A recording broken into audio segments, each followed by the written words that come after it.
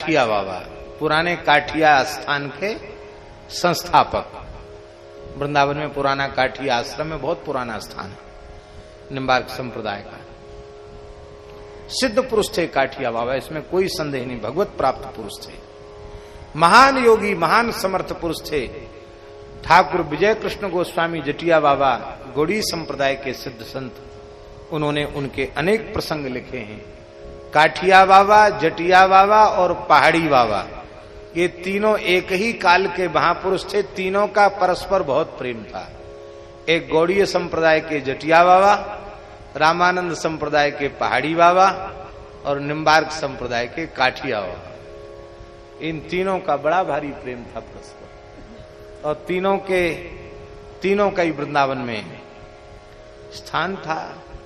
जटिया बाबा ने भी साधना वृंदावन में ही की थी। बड़ा प्रेम था इन महापुरुषों का। तो बाबा थे तो बड़े सिद्ध, लेकिन स्वभाव उनका ऐसा अटपटा था कि जल्दी कोई व्यक्ति उनके पास चिपक न पावे, ऐसा था हमारा। ब्रज विदेही महंत थे। चार संप्रदाय के जो खालसे के चार महंत होते, उनमें एक महंत श्री रामदास जी काठिया बाबा निम्बार्क संप्रदाय की सीट का वे प्रतिनिधित्व करते थे। और ब्रज 84 कोस परिक्रमा काठिया बाबा की परंपरा से निकलती ही थी। बाबा इतने शौचाचार संपन्न थे, उनकी गौ माता भी उनके साथ चलती थी। वो अपनी ही गौ माता का दूध पीते थे, उसी के गोबर के कंडा से उनका हवन वगैरह होता था। एक महात्मा थे, उनके शिष्य थे, उनका नाम था गरीबदास जी, वही सेवा करते थे महाराज की। और महाराज इतनी बात बात पर गुस्सा करें कि शायद दुर्वासा जी भी गुस्सा करने में पीछे हो जाएं उनसे, ऐसा स्वभाव उनका। और सिद्ध ऐसे थे कि उस समय कलकत्ता के बड़े बैरिस्टर चौधरी बाबू,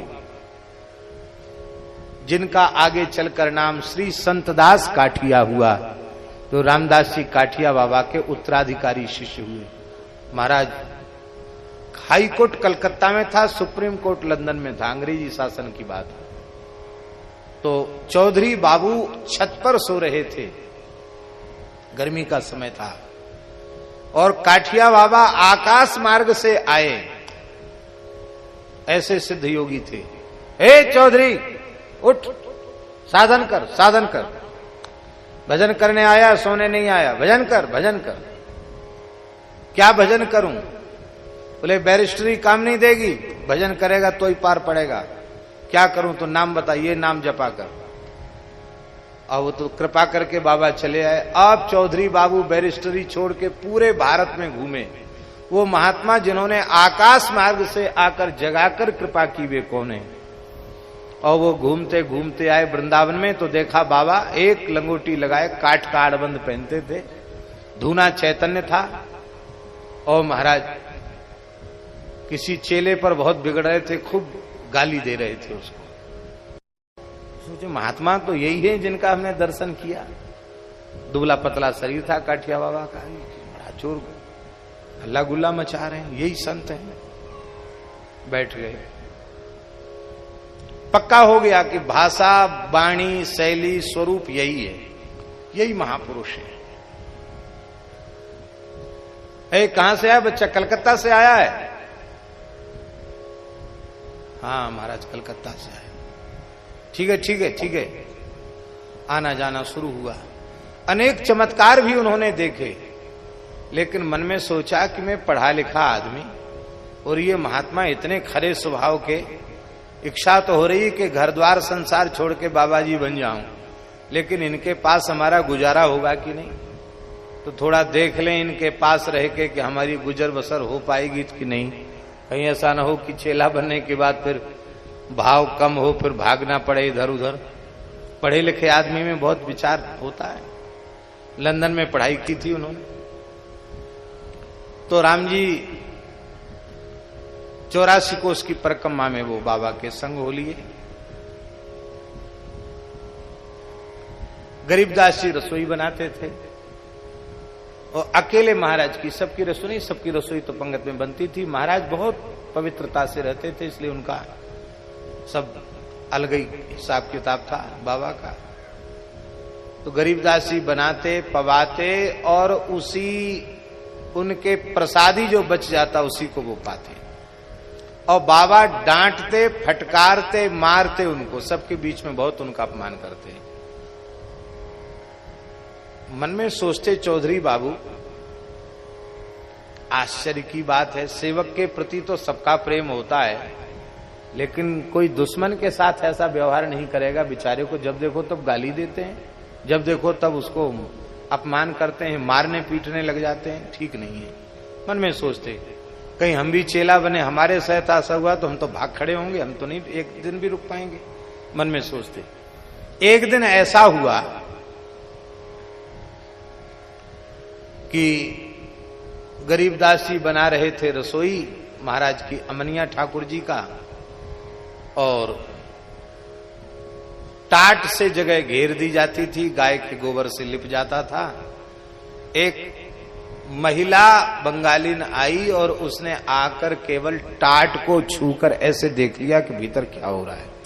बाबा ने देख लिया, अब बाबा चिल्लाए, वो भगी। बाबा ने सब उखाड़ पछाड़ कर दिया और धूना का लक्कड़ उठाकर पीटना शुरू किया गरीबदास को। कहे बदमाश कहीं के, कैसे आ गई, कैसे आ गई, सब बर्बाद कर दिया। बर्तन तोड़ दिए, बर्तन फोड़ दिया और आटा गिरा दिया, सब विध्वंस कर दिया। इतनी पिटाई किया कि गरीबदास बेहोश हो गए। चौधरी बाबू ने कहा बस आखिरी दंडोत है, गुरुजी को अब चेला नहीं बनेंगे। ऐसे महात्मा, रे राम राम। कहते दयाविन संत कसाई, और इनके भीतर तो दया का नाम मात्र नहीं है, कैसे महात्मा है। पर चलो परिक्रमा तो पूरी कर ही लेते हैं। थोड़ी देर में अब बाबा तो बस मार पिटाई करके गए, अपने आसन पर बैठ गए, ऐसे कपड़ा डाल के माला लेके भजन करने लगे। और गरीबदास जी धीरे से उठे, स्नान किया उन्होंने, फिर गैया का गोबर लाए, सब चौका लगाया, फिर चूल्हा चिताया, फिर रसोई बनाई। अब बना करके बाबा जौ खाते थे, जौ होता ना, जौ का आटा, जौ के आटे की रोटी बनाई, थोड़ा साग बनाया, भाजी, और बाबा को, ठाकुर जी को भोग लगाकर बाबा को अर्पित किया। बहुत सूक्ष्म आहार था बाबा का, तो इस हिसाब से बनाते थे कि बाबा पालें और कुछ बचा हुआ हमको भी प्रसाद मिल जाए। तो आज बाबा ने 24 घंटे में एक ही बार बाबा पाते थे, और शाम को रात में दूध लेते थे और कुछ खाते नहीं थे। आज बाबा ने ऐसी लीला की कि एक कण भी नहीं छोड़ा, सब खा गए। बचा कुची रोटी वे सबला सब धर दे, सब खा गए, पूरा खा गए। उसको पिटाई भी किया, उसको कुछ छोड़ा भी नहीं खाने के लिए। गरीबदास एक कटोरी में घी लेकर के बाबा के तलवे पर घी मलने लगे गाय का, तब तक उनके आंख से आंसू टपक गया। लाइट बिजली नहीं थी उन जमानों में। बाबा ने कहा, हे गरीबदास, ये पानी कहां से गिरा, रो रहा है क्या? उठ के बैठ गए, रो रहा है? जैसे पूछा रो रहा है, फूट फूट के गरीबदास रोने लगे। क्या हुआ, ज्यादा पिटाई कर दे इसलिए रो रहा है क्या? नहीं गुरुजी, ये तो हमारा सौभाग्य है, आपका इतना प्यार, आपका इतना स्नेह मुझे प्राप्त है, मेरा सौभाग्य। मैं आज इसीलिए रो रहा हूं कि इतने दिन की हमारी की गई सेवा बेकार हो गई। आज हम आपको समय से प्रसाद नहीं पवा पाए, आपको प्रसाद पाने में 2 घंटे 2.5 घंटे का विलंब हो गया। मैं इसलिए बहुत रो रहा हूं। मैं आपका बालक हूं, आपका चरण सेवक हूं।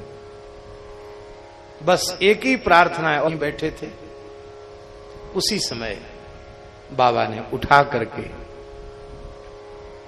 गरीबदास को हृदय से लगाकर कहा, बच्चा आज तू मेरी परीक्षा में उत्तीर्ण हो गया, मैं अत्यंत प्रसन्न हूं, बोल क्या चाहिए, मांग। ऐसा वैसा गुरु नहीं हूं मैं, जो चाहे तुरंत प्रदान कर सकता हूं। क्या चाहिए बोल। आपके चरण कमलों की सेवा से बढ़कर भी कोई उपलब्धि है क्या? अंतिम क्षण तक में, हमारी जब अंतिम श्वास हो तब तक मैं आपकी सेवा करूं। और आप संतों के मुख से सुना है कि इसी जीवन में युगल सरकार का दर्शन हो जाए, यही मानव जन्म का फल है। तो एक बार युगल सरकार श्यामा श्याम की झलक पाना चाहता हूं, बस इतनी सी बात। हो जाएगा, हो जाएगा, हो जाएगा।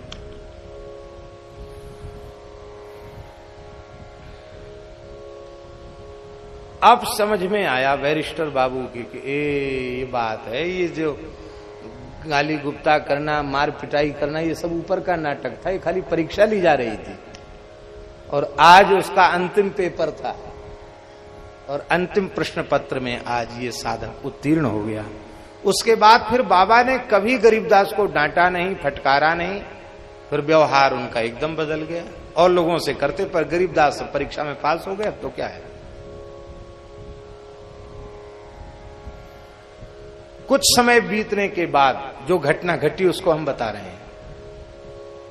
बिहार कुंड पर परिक्रमा पहुंची और गरीबदास ने महाराज को प्रसाद पवा दिया। महाराज थोड़े विश्राम में लेट गए और गरीबदास की खबर तब तक साधु ने भेजी, महाराज गरीबदास प्रसाद पाके कभी लेटते नहीं थे, पर आज लेटते ही उनको बहुत शरीर कांप रहा है। बाबा हंसने लगे, अच्छा चलने का समय आ गया तेरा, ठीक है कोई बात नहीं, जैसी भगवान की इच्छा। तुरंत बाबा उठे, वहां आए। गरीबदास जा रहे हो? बोले हाँ गुरुदेव। क्या इच्छा है? बोले अब मैं आपको प्रणाम नहीं कर सकता, आपकी चरण रज चाहिए। बाबा ने दाहिना चरण उठा के माथे पर रख दिया। और कुछ तेरी इच्छा? अंतिम इच्छा, आपका चरणामृत चाहिए। बाबा ने कहा चरणामृत दे दो इसको। चरणामृत उतार के मुख में दे दिया। ये सौभाग्य ब्रिजरज में लेटा है, पड़ा है। बाबा ने सिर पे हाथ रखा, कहो गरीबदास घबराहट तो नहीं है? नहीं। क्या अनुभव हो रहा है? यस। पूछते ही नेत्रों से अश्रुधारा बहने लगी। मधुराति मधुर, जिनका मधुराधिपते अखिलम मधुरम, वो युगल सरकार श्यामा श्याम सखियों के सहित गलवहियां दिए सामने खड़े और निकुंज में चलने की आज्ञा कर रहे हैं। गुरुदेव आप आज्ञा दें। ठीक है जाओ बेटा जाओ। उसी समय शरीर का त्याग कर दिया महाराज। बड़ा कठिन है। तो ऐसे एक दो उदाहरण नहीं, अनेक उदाहरण हैं। सेवा महापुरुषों की कर ली और उनका हृदय जीत लिया। फिर परमार्थ पथ में तुम्हारी फेट पकड़ने वाला कोई दूसरा नहीं। परमार्थ पथ में फिर तुम्हारा रास्ता रोकने वाला कोई नहीं है। बोलो।